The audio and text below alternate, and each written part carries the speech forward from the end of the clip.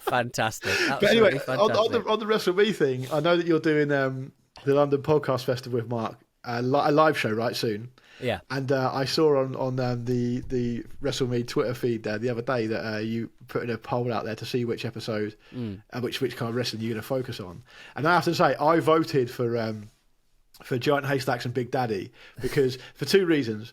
One, because I'll listen to the live show and I'll probably won't attend, but I'll listen to it and it'll be fucking funny because I loved watching Big Daddy and Giant Haystacks back in the day. And the other, and admittedly main reason, is that I know that you and Mark dress up as the wrestlers for the live show.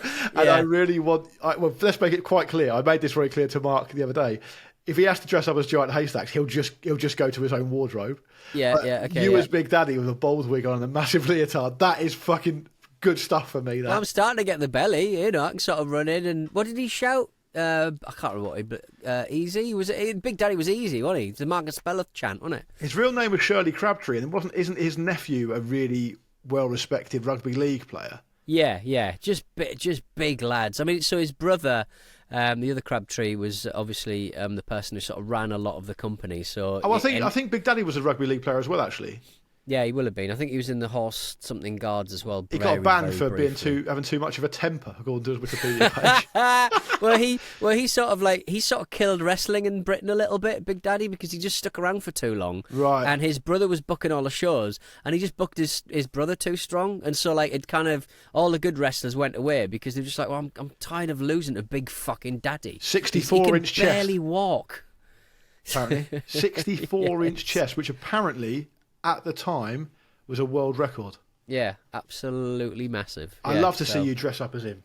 Yeah, well, I just don't think I would really be able to sort of pull it off. I'd have to go as Catweasel would probably be easier for me. A little sort of long Jimmy Savile kind of bloke. I don't actually agree that he's. Jimmy Savile had quite a wrestling career, to be honest. Nobody talked about that when he died, or was arrested, or was accused of all that stuff. Someone showed me a photo yesterday of Arnold Schwarzenegger being presented with, I think, the Mr. Universe title, when he was a big muscle man, being presented the trophy by Jimmy Savile.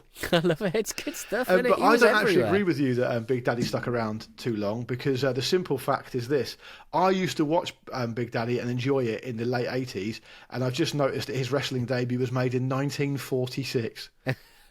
It's good stuff, isn't it? Yeah. People have just experienced a war to end all wars, and Big Daddy's coming onto the scene. Incredible stuff, really. Yeah. So you will dress up as him, presumably, right? I'll dress up as somebody, I guess. I think there was talk of dressing up like I can't remember her name now, but I'd look fantastic. Oh, you want to dress up like a woman, but you want to do an Alex Zane, yeah? I would any excuse with Alex, but yeah. Excuse for me, to be honest. I have to say, I'm not kind of laying this at Alex's door particularly, because I don't know this to be the case. But there was always a trend that used to annoy me about fancy dress parties. When, in my view, like a fancy dress party is the opportunity to send yourself up a bit, right? And I started out going to fancy dress parties when I first got invited to them as a young man, as like trying to be cool. And then I kind of embarrassed myself by trying to be cool. So I thought, no, actually, that's not what a fancy dress party is all about. It's about sending yourself up. Yeah. And then I don't really like it that people use it as an opportunity to try and look sexy. I think it's a bit tragic. Yeah, massively. When you sort of go to places like when they used to have those kind of like war parties. Do you remember like the war parties were quite popular for quite a while? It was like... what does that mean? Well, like it was like Second World War kind of fucking rationing, fucking lines up the back of your leg, kind of, you know, gravy browning on your leg business. Do you remember?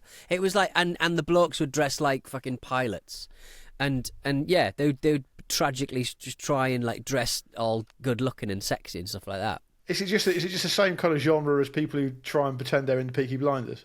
Yeah, pretty much. Yeah, like dressing in a nice, a nice. Why can't you just get involved and use every opportunity to be part of the steampunk scene like you do?